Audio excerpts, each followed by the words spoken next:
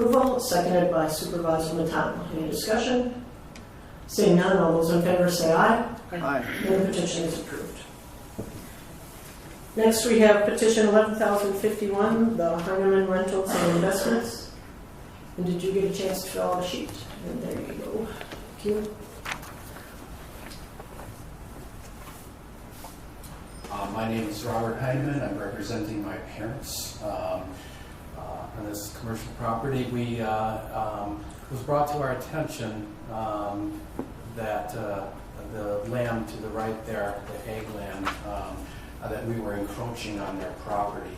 There was a little confusion because there's a power line easement going over right along the edge of the property, and I think they looked at the edge of that, and we put like 3 parking areas into that, or actually 2 parking areas into that many years ago.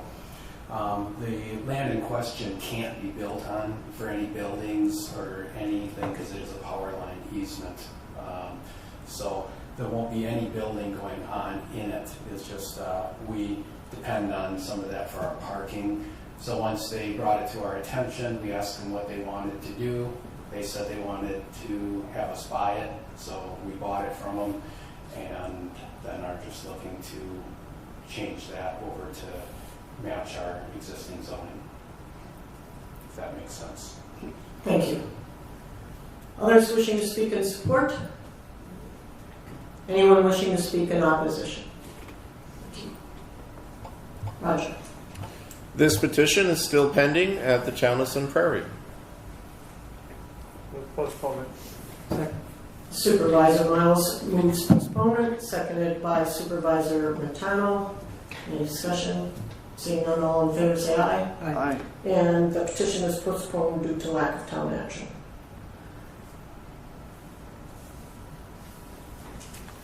Next is petition 11,052, Philip Marks in the town of Roxbury.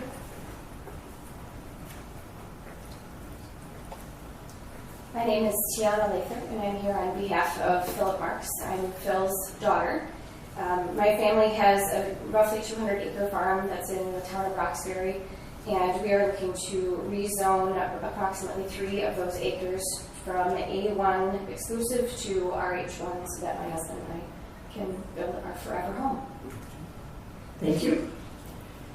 Anyone else wishing to speak in support? Anyone wishing to speak in opposition? Thank you. Roger. The town of Roxbury has approved this petition with no conditions. I'll move approval. Supervisor Bullock has moved approval.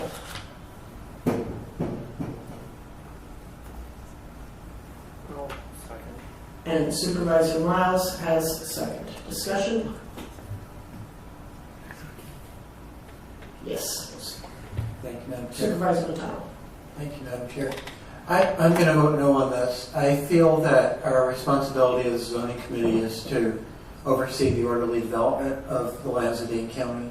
And this is, to say the least, an oddly shaped parcel. It's always intended to evoke empathy to say that a parent is trying to create a homestead for the child on the land, but the zoning is forever. And so after the current residents are gone, somebody else will move in, and essentially the land will be permanently sliced up in bizarre shapes. And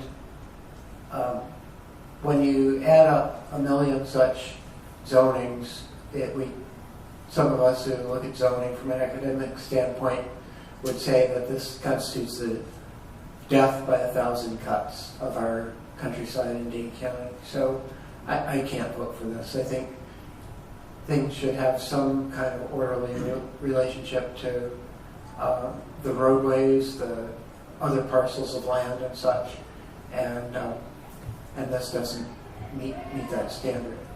Thank you, Madam Chair. Welcome. Further discussion? Question for staff. It looks like access to this parcel is on an existing road, or is that a field road? That is an existing field road. The town of Roxbury chose this location after probably 8 months of deliberation.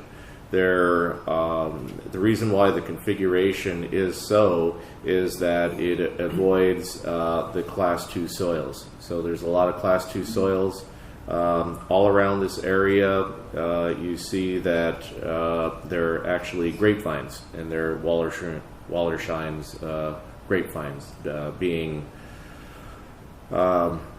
cropped by the northerly half there, and the southerly half is Class 2 soils. To the east is Class 2 soils. To the further north is 20% grades. So this was the only location that the town of Roxbury could find to be acceptable. Thank you. It looks like a lot of consideration for the environment went in. Also consideration for ag lands, so I'm going to be supporting this. I have a quick question. Could I? So, would it be better for like the driveway to be more of an easement access and have that separated from the parcel? Do you feel that would be a better solution?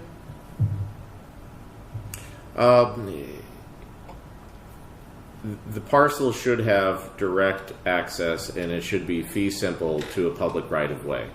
That's critically important for the saleability of land, and if you have an easement across a property, you're actually driving on somebody else's property, and it becomes problematic.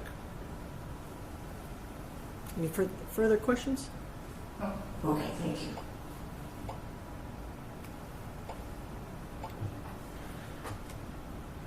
We have a motion to approve. Any further discussion? Okay, all those in favor say aye. Aye. And those opposed say nay. Nay. And the petition is approved.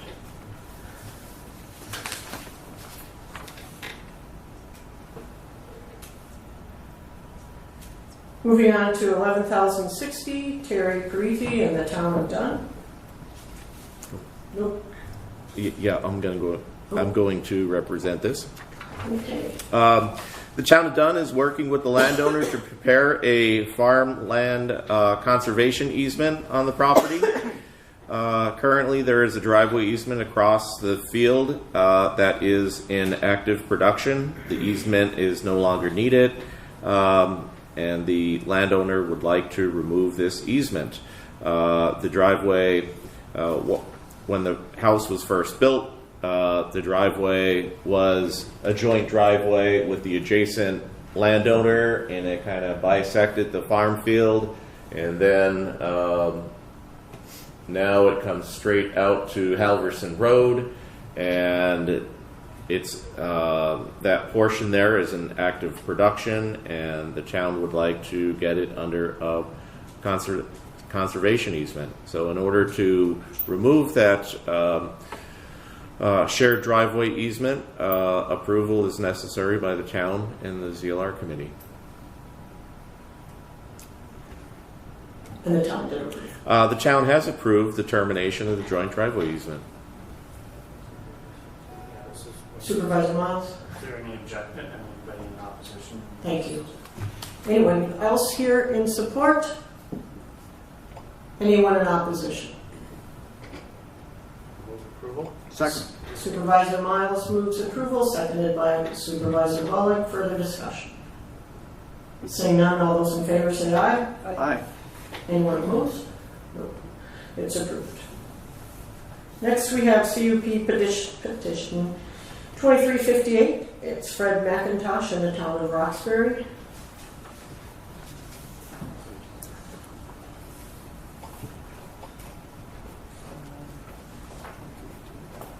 I'm not Fred. No. I'll just make that clear. Fred's sitting there. This is my baby. I'm going to own this. Thank you. I don't know why it says Fred. So that's okay, though. I've been married to him for over 30 years, so it's okay. I'm Karen McIntosh. I live at 6472 Breinig Road in Mazo, Maine.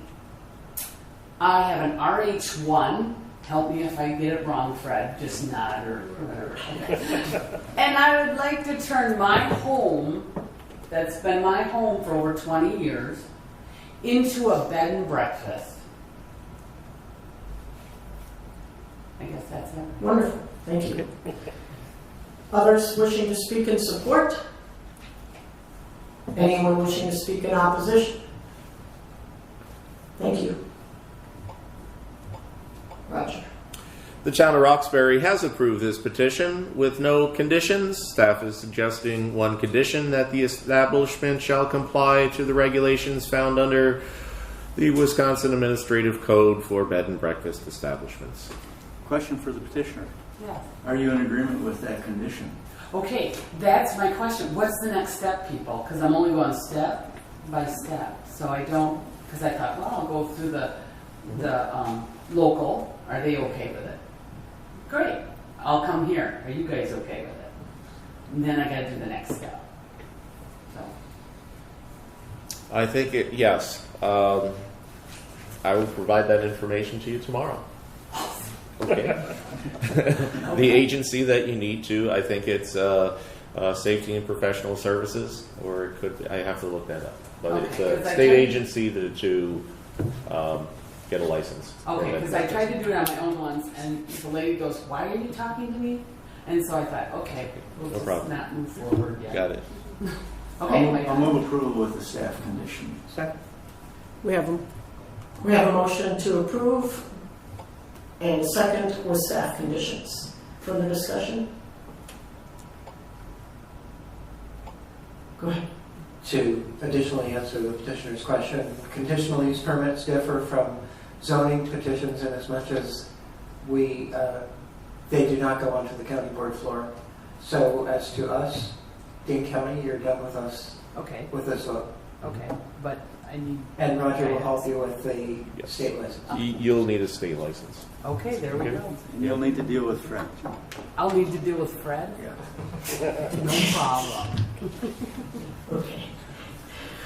Further discussion on the motion to approve? Seeing none, all those in favor say aye. Aye. Anyone opposed? No. It is approved. Good luck. Thank you. Next is CUP 2360, Harold Swan in the town of Springfield. Hello, my name is Joe Swan. I'm here on behalf of myself and my dad. The property is located at 4996 in Shannon Valley Road. It is currently zoned A2. I'm looking for a short-term conditional use permit. A little background. My dad bought the property back in the 50s. We've been farming it. We entered into an agreement to develop the farm in phases due to numerous different reasons. All the phases were not exercised. So we're left with 7 acres on one side of the road, 80 acres on the other side of the road. 2 years ago, we made the pasture smaller when the next phase went through, which made the amount of cattle there too big for the property. I've been working with Dane County Watershed to implement some of their ideas to keep runoff. We understand the size of the cattle are too big for the property. We are looking into moving them to a different location, but we don't have space available without building a new facility, and we never even looked at that until this issue came up. So what I'm kind of asking for is a 1-year permit to build a different facility, move these larger cattle out, and then bring a lesser amount of smaller cattle back up there, which I feel will be able to control any erosion control that the rest of the neighborhood has until we find a buyer to purchase the rest of the farmland. So what I'm kind of looking at is a 1-year permit and revising it in a year from now to see if there's been issues with what we've done. Anything else? That's it for now, I guess. Thank you. Anyone else wishing to speak in support? Anyone wishing to speak in opposition? Well, Mr. Spahn, could we get your form? Did you fill one of these out? Yeah, if you would fill one out. I do not have it. I sent whatever. Tonight, when you came in back here. Oh, Yeah. just in the back here. There's just a registration form, a white registration form as soon as you come in. And anyone wishing to speak in opposition? I just have a question. The notification that I got, I'm a neighbor. Why don't you come on up, please, sir, and identify yourself, please, sir. My name is Jerry Litkey. I live, our property is on Sunrise Ridge Trail, and we basically abut this property. And I just have a question. The notice that we got indicates that the CUP that he's looking to get is for unlimited livestock. I just wonder what that means. It sounds, from the way he was explaining it, it sounds like he wants a temporary CUP, but I guess that's not what it's saying. The current zoning only allows one animal unit per full acre of land. Okay, Mr. Spahn would like to exceed that, but it cannot be unlimited because there can be an increased amount of animal units on a property, but good farming practices have to be in place. That they have to have a sufficient pasture area, that it's not going to erode the land. There has to be adequate manure management, or it's a nutrient management plan. Where are you going to spread the poop? So those things need to be accounted for in order to have an increase of animal units. How much of an increase, that's up for the town and the ZLR committee to decide, along with Mr. Spahn. And I believe there's 40 head there now, but that's still under negotiations with the town. Could I answer that question? The term threw me off too, but they told me that's what their permit is all. We're not looking to expand. We're not looking to get any bigger. We're just looking to stay the same or get smaller until we sell the property. But the term threw me off too when they call it unlimited livestock. Did you have any other questions? No, that was it.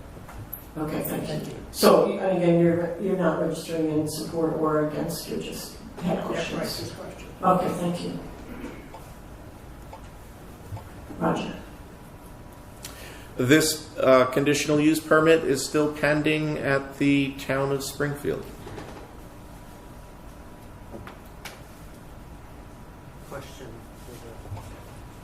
Question for the petitioner.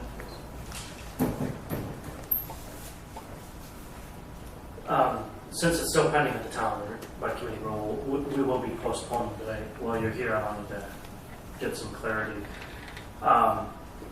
When you first referred to your cattle, you said, the situation here is the large cattle you have, and I was thinking you meant large in the way of quantity. No, it's size-wise. They're basically spring and heifers, which are 1,200 pounds.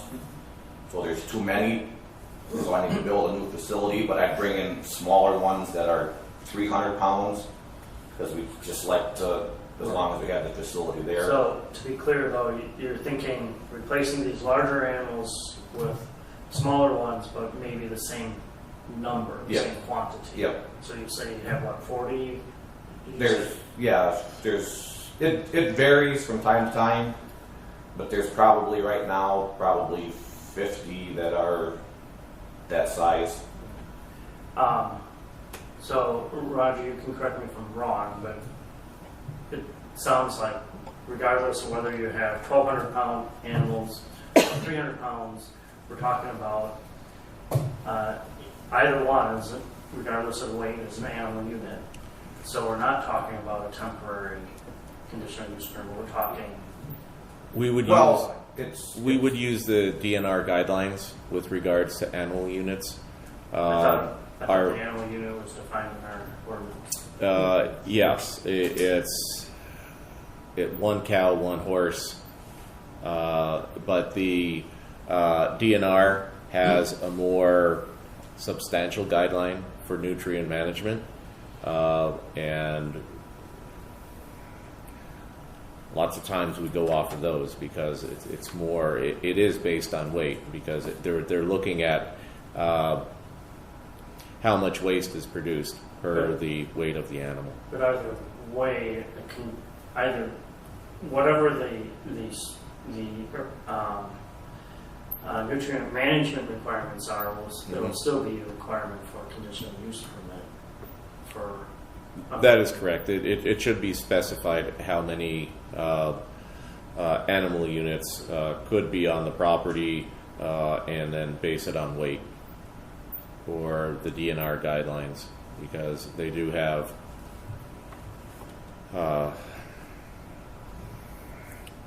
they're more specific.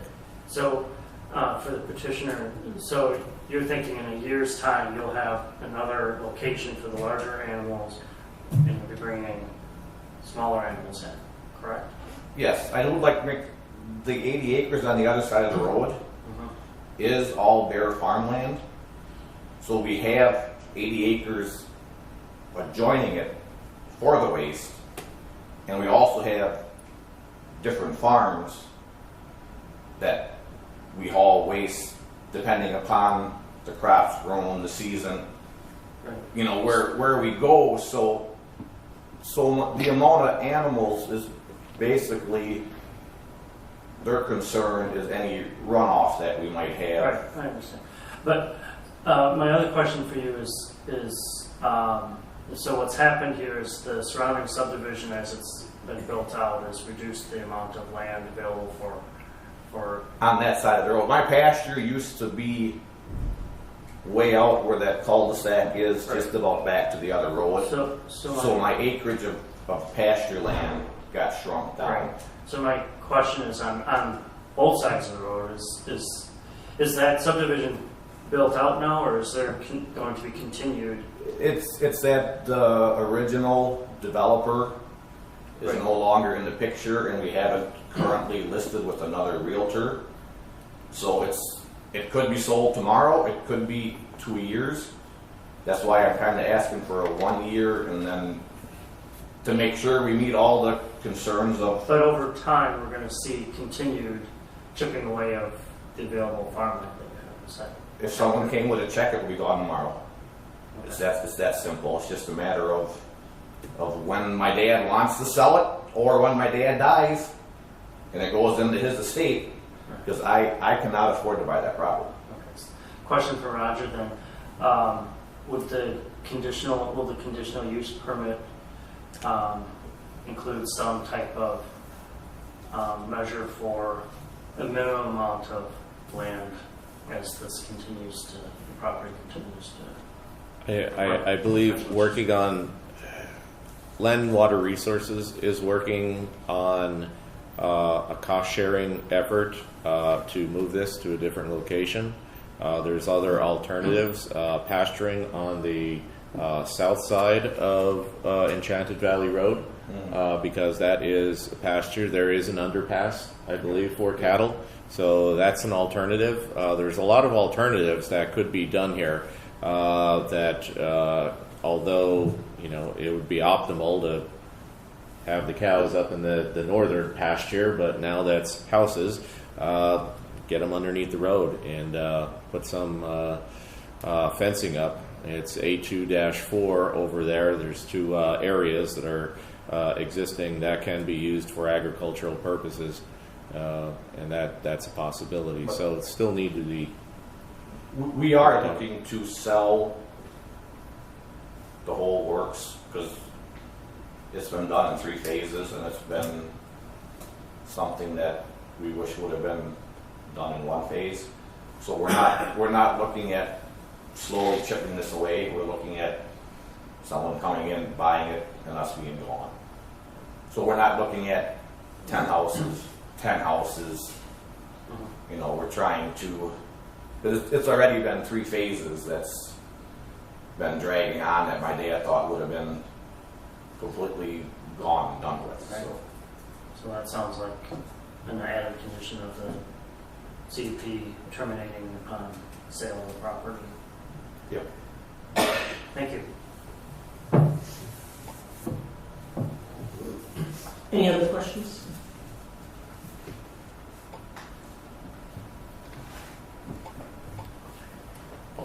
Move postpone. Second. We have a motion to postpone and a second due to lack of town action. All in favor say aye. Aye.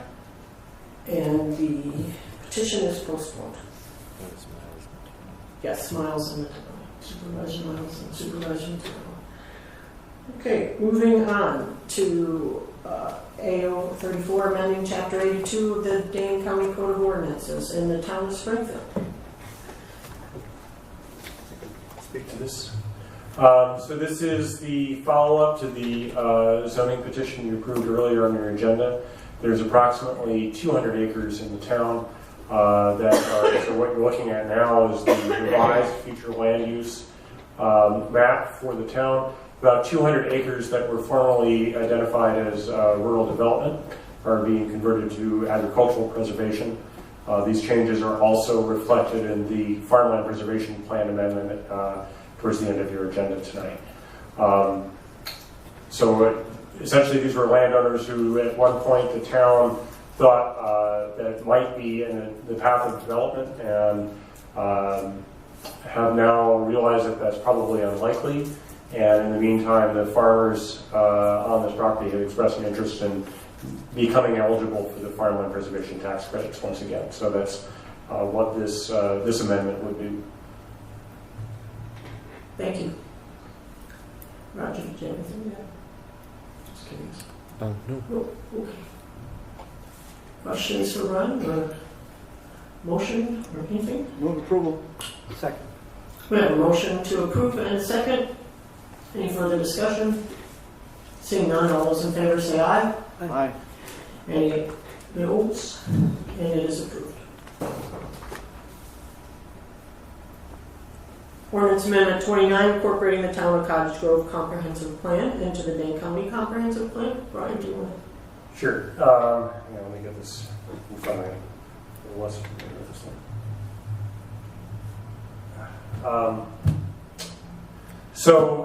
This is a similar sort of plan amendment.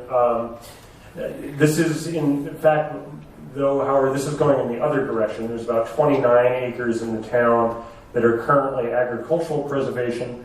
This amendment would reclassify them to neighborhood development. And so those properties would be allowed to develop at up to a density of up to 1 unit per 20,000 square feet. These properties would become ineligible for state farmland preservation tax credits, and you'll be seeing similar rezones to take these out of exclusive agricultural zoning and into presumably rural homes development zoning, or A2 zoning, I think, on your next month's agenda. So, and again, these changes are also reflected in the Farmland Preservation Plan amendment you've got coming up later in the agenda. Thank you. Any questions, concerns, motions?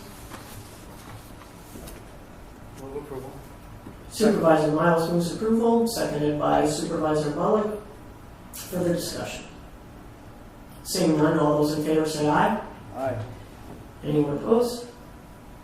And it is approved. Moving on to AO 30, incorporating the Town of Albion Comprehensive Plan into the Dane County Comprehensive Plan. And wishing to speak in support is Brian, but also we have registering in support, Abigail Staff, and also Pat Tessitz, both from Albion. Both towns of Albion supervisors. We have other board members here. Oh, We have Vice and the town chair is here as well. Oh, wonderful. Thank you for being here. Anyone wishing to speak? I guess I can leave that to me. Okay. Need us. So I worked with the town on this plan amendment. They hired me through the Dane County Department of Planning and Development's fee-for-service program. So we worked with them. We had a number of meetings, a lot of public outreach. And this amendment is doing a couple of things here. Probably the easiest to explain is over on the eastern side of the property, or eastern side of the town, excuse me, over by Lake Koshkonong. There's a number of acres that are currently in the Lakeshore Residential District, about 126 acres. Those are being changed to farmland preservation. In the previous plan, they were also in the urban service area for the Koshkonong urban service area. As a result of this change, the recommendation was to remove those from the urban service area. The Capital Area Regional Planning Commission approved that amendment to the urban service area at their meeting last month. The other changes that are going on here involve the area over by the interchange with the interstate. And you'll see some of those areas, the areas in the dark red on that plan are the existing commercial areas in the plan. The areas in pink that you see near those are areas that were identified in the previous plan as commercial reserve. And this amendment would convert those to commercial. They were formerly farmland preservation, and so they will be non-farmland preservation after this amendment. And those changes, as well as the other changes, are reflected in the farmland preservation plan. And then in addition, you'll see on the north of those pink areas is a crosshatched area. Those are areas that are identified as future commercial reserve. The intention there is that to set notice to landowners that there's the potential for commercial development there in the future, that development would not occur for at least 15 years. So given that, they can remain in farmland preservation until a future plan amendment allows for additional commercial development. And then lastly, there's some areas also near the interchange that were originally identified for commercial development or commercial reserve, I believe. And the commercial reserve is coming off of those, and those are going into straight farmland preservation. So when all is said and done, there's a lot of sort of give and take here, but the net effect of this would be that the near-term and existing commercial areas would increase by about 68 acres. Residential areas planned for residential development would decrease by about 126 acres. There's about 129 acres that are coming out of that commercial reserve, and 187 acres that would be gained for farmland preservation in the town. The other thing this amendment does is it makes some changes to the types of commercial development that can occur in the areas that are planned for that. The town has had a commercial design review ordinance that they've adopted under their own authority. This amendment would bring that into the comprehensive plan and tie it in to those statutes and to the town and county comprehensive plan as well. And in addition, they set this plan amendment would set some standards to generally limit commercial use to the AB, LC1, C1, or B1 districts, would allow for some limited rezones to C2 or M1, but only with deed restrictions that would limit those permitted uses to specific uses that are suitable to the site. And then lastly, it also establishes some provisions for site plan review, vegetative screening for commercial development in excess of what the county ordinance would require, and noise limits for commercial uses. Thank you, very thorough. Todd, did you have anything to add? Okay, the light's just okay. Supervisor Miles. I'll move approval first and then I'll second. Okay, and we have a second. I just want to say I appreciate the town board members' careful consideration and conscientious planning efforts here, and appreciate you coming to the meeting here as well. But I think the careful planning that's being done here is going to help mitigate potential conflicts in the future when their proposed land use changes. I'm sure they'll, there always are, likely conflicts when there's change, but I think this will mitigate the quantity and intensity of those conflicts. Well done. Supervisor Matano. Madam Chair, I just had a question, and without my iPad today, I apologize for that. What's the large splotch of pink on the southwest quadrant? So, It has some red outline.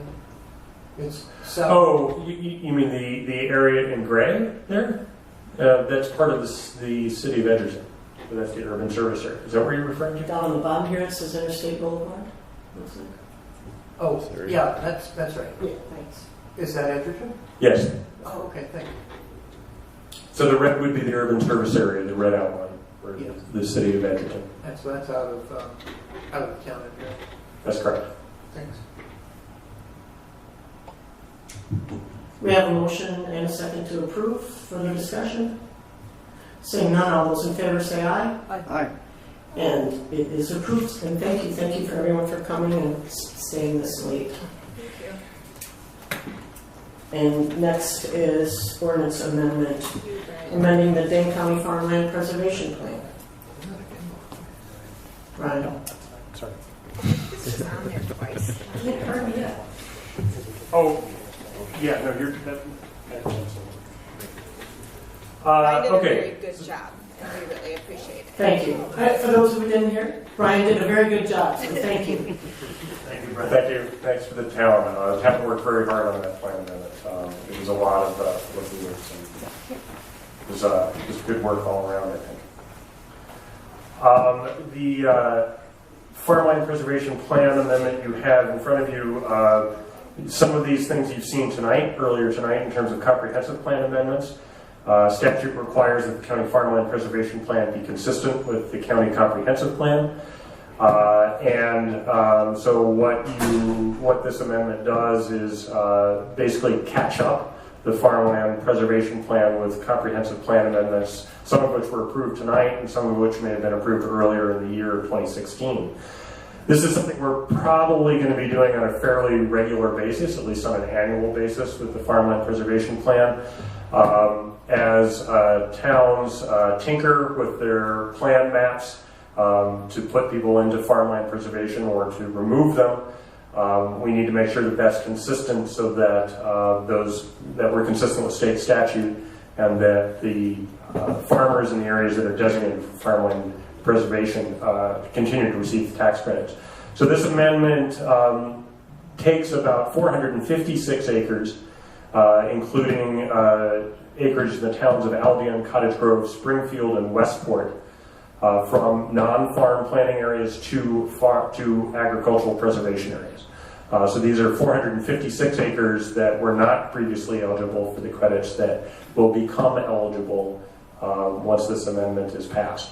And in addition, in the other direction, there's about 919 acres, most of which consists of annexations from the town of Blooming Grove into the city of Madison. There's a few areas, about 29 acres, which you approved earlier tonight from Cottage Grove, that would go from the agricultural preservation area to non-farm planning areas. And then lastly, the town of Cottage Grove also amended their resource protection corridors in their most recent comprehensive plan amendment, and this amendment brings that forward into the farmland preservation plan. I think that's the best description I guess I can give of what the amendment actually does. I can tell you that it has already been certified by the State Department of Agriculture, Trade, and Consumer Protection, contingent on final county board approval. Thank you. Questions for Brian? Move approval. Second.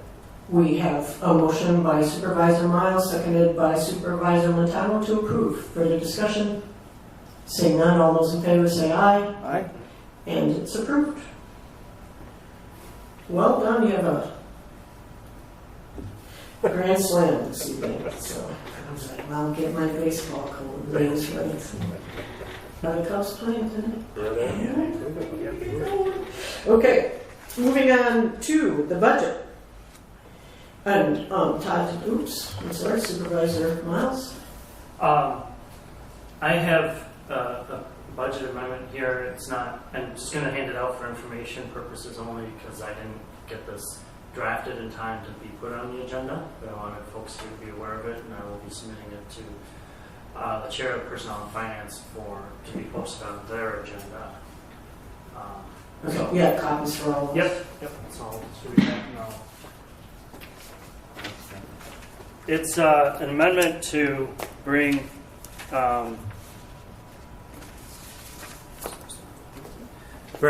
build funding up to add $30,000 to the build funding, which I think what's in the baseline right now is $45,000. So you all may remember build at one point, what we have in there now is just a shadow of what the funding used to be before the economic downturn in 2008 and 2009. I think we were well over 100,000 back then, and the number of applications we're getting each year. The program is fully and oversubscribed. With the 45, and then in 2013 we restored some money, and it took some time to get the committee back off the ground, and also Pam Andrews at that point in time was being shared with, she was the interim director of Cultural Affairs Commission. So once her time became more available, we got the committee reestablished and the program going again. And so in 2015, I think it was, we got some money put back in the baseline. So carry over from 2013 and what was added, we fully granted out those funds. And again, this year had a number of applications that would have exhausted. I think there's this one in the city of Madison that the committee chose not to fund, so it left a little money on the table for carryover. But outside of that, the number of applications have been oversubscribing what we have the capacity to grant. But also because of the low amount of money in the program means we are keeping our grant awards pretty small, area of 15,000, and that becomes, I think, a challenge for some municipalities as far as, when a grant is gets down in size, it becomes more of it's not worth the effort administratively and so forth at some point. So my hope is to be able to build up the financing of the program so that we can either increase the number of awards or increase the size of awards to make it more palatable for municipalities. But the program continues to be successful, and there's definitely still an appetite out there from the municipalities for doing good infill development planning.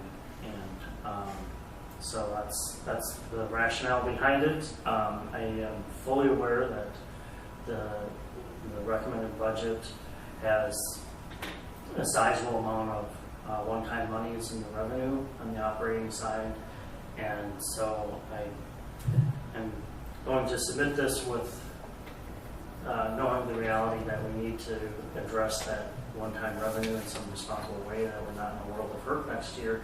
So this may not be, I'm not, and I don't know how optimistic I am with the success of this, but even if we got half of it, it would allow us to do at least one more grant.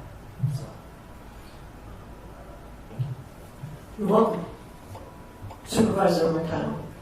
Madam Chair, I failed to rise as a standard in committee. We don't rise the way we do on the county board floor. I don't know why I went on that direction. I was going to go at the procedural aspect of what Supervisor Miles said. I'd argue that it's properly noticed because we have an item on the agenda for potential amendments. So I don't think we typically enumerate the actual amendments on the agenda. So maybe Todd or Roger would have another opinion. I can address that. Okay. So I just thought it was right for it was either last year or the year before, the county board chair started to practice that. And it's a matter of good public transparency, the budget process, that amendments that are going to be introduced in committee are listed on the agenda individually, that they're submitted at least more than 24 hours before the meeting, so it can be added to the agenda.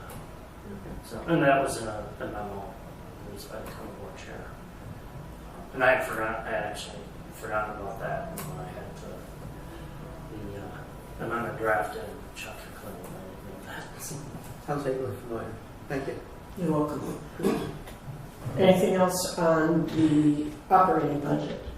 But again, I just can't recall past years, but I think we actually do need to give an up and down vote on the budget as currently proposed.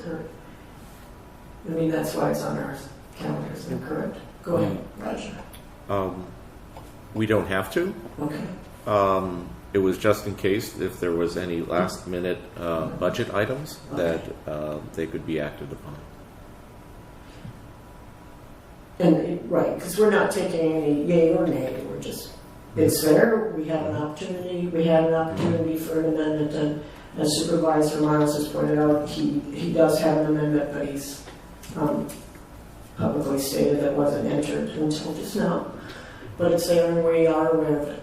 So, any further discussion on either the operating or the capital budget?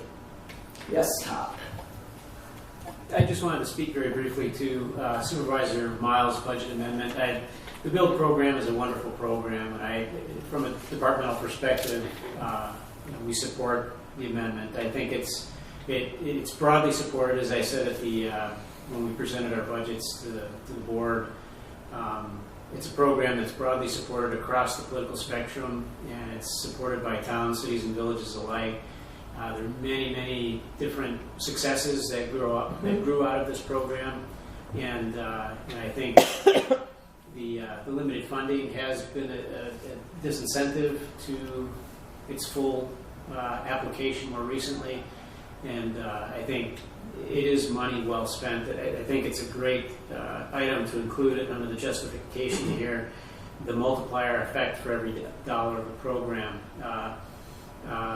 cited that we did a review of this, and it has resulted in the for every dollar invested in the program, there has been that 200-fold return on investment. So it is a wonderful program. It accomplishes many objectives, not the least of which is agricultural preservation. It's another means of getting at that. We have the regulatory perspective, the planning perspective that we've seen tonight, but it really fills a nice void, or it's a complement to that in terms of creating an incentive to infill development that lessens the peripheral development. So departmentally, we certainly support the program and support Supervisor Miles' effort.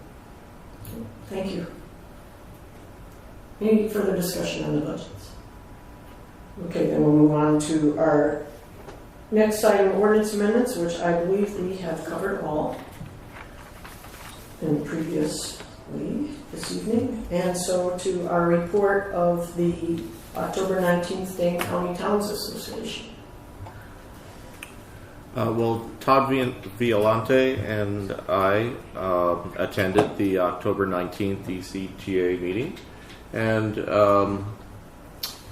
the first speaker was Mark Hazelbaker, and he provided an update on the towns opting out of county zoning. 13 towns have submitted an intent to opt out. The DCTA has been finalizing their town zoning ordinance, and that should be out this week and be distributed.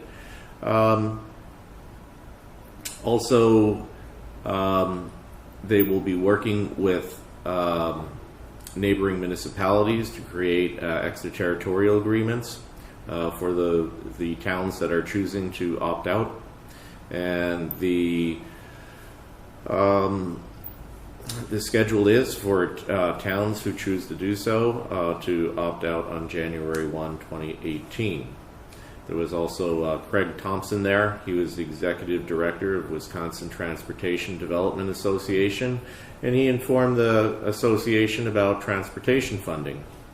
Also, Nancy Mistel, director of Office and Business Development, DOA, informed the association on how there is an alternative ways for local municipalities, specifically local municipal inspectors, or fire inspectors, to provide temporary use permits for buildings rather than obtaining commercial approvals for those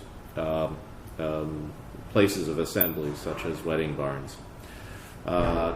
Todd informed the association about revisions, the proposed revisions to the county ordinances. And the first one was regarding the appeals of conditional use permits. The town had taken a look at this, and they would like to see the appeals of conditional use permits go to the Board of Adjustments rather than directly to Circuit Court. It would have an opportunity for a person that had limited funds to appeal any decisions. So approximately 80% of the counties have appeals going to Board of Adjustments. I informed the association that the county was working on a policy regarding information as part of the official record for zoning petitions. The association agreed that it was a very good idea to have a policy with regards to the intake of materials. And we also briefly talked about one of the revisions, potential revisions to the county ordinances that is being discussed at the Chapter 10 Revision Commission, and that has to do with ag entertainment facilities. Currently, we allow 45 days a year for ag entertainment to be permitted by right, and the committee suggested reducing that down to 10 days. And the basic idea of that is if you're going to have your neighbors have parties, they could have a party every weekend out of the year. So that could be somewhat conflicting in a neighborhood. Having a neighbor having parties 10 times a year would probably be somewhat acceptable. So we're reducing that. It doesn't prohibit ag entertainment. It just, once they exceed the threshold of 10 days, they would need to get a conditional use permit to take a look at hours of operation, traffic, emergency services, and parking. That's it for the report. Todd? I would just add one item, and that's the first comments that were made by Attorney Hazelbaker. He had indicated in his comments that there were 13 towns to have submitted an intent to withdraw. We've actually officially received 12 so far, formally through the clerk's office. I believe there was another town that was taking it up at the 11th hour, the town of Cottage Grove, but we subsequently learned that they opted to not withdraw.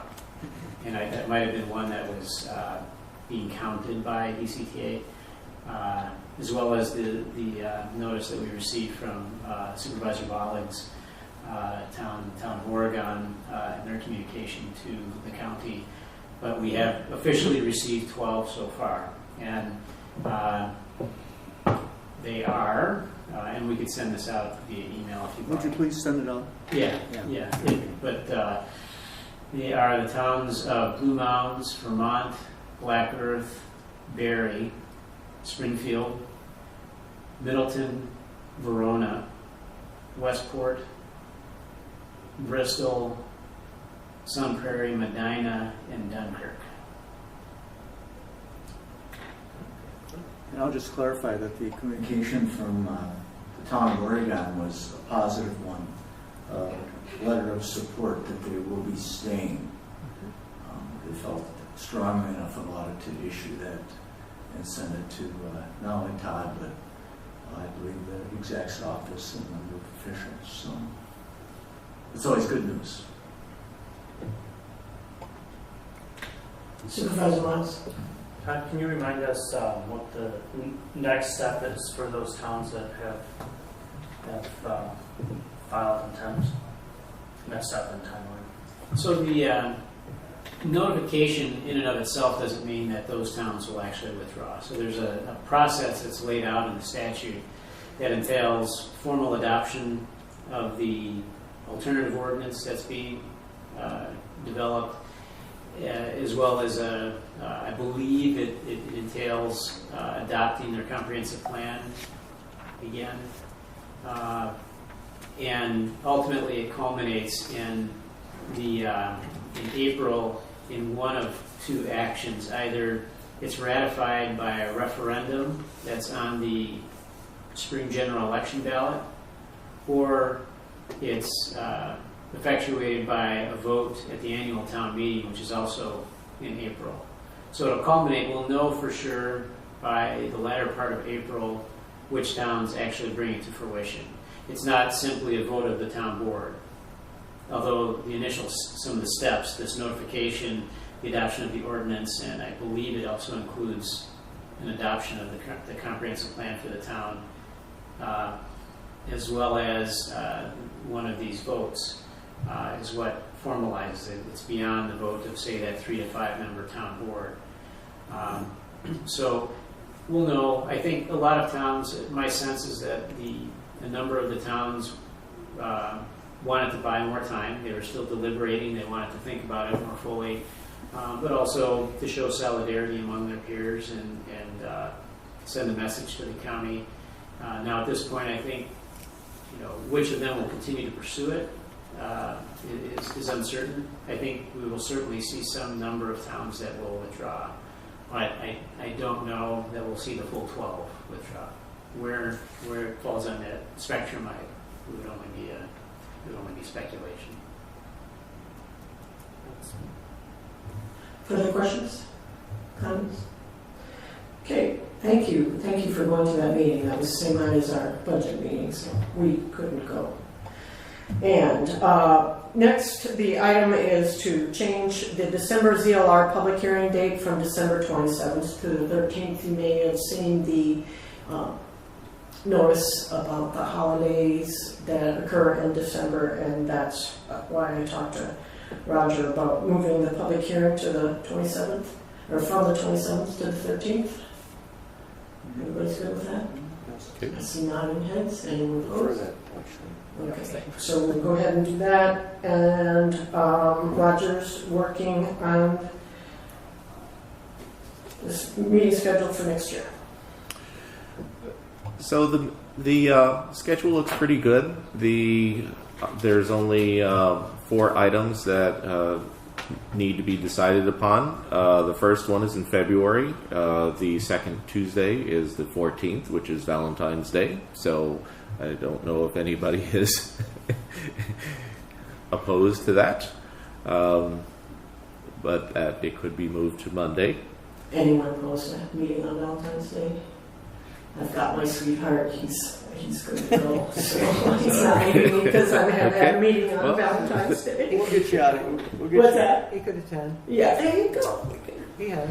Yes, wine and roses at the ZLR committee meeting. There's a spot right next to you. Yeah. Okay. If not, we'll get you out of here. You could bring them along. Yeah, I like that. The April, the second week in April, the second Tuesday in April is a holiday that needs to be moved to Monday. If anyone has an objection. What holiday? Never mind one of the things. Never mind. I didn't ask that. Okay. Okay. Moving on. We're good There's a lot of them. I couldn't How about write them election all day? in there. Is that an election? That's election, I think. right? April elections. Go through the fourth. No, February 21st, I believe, is the Oh, election right. day. April. But it's one of the holidays that we need to observe. The December, that falls on, I believe, Hanukkah. So to move that to a Monday would be an open day. And then the fourth Tuesday or the fourth Tuesday of December is the day after Christmas, and I did not know if anybody would be opposed to.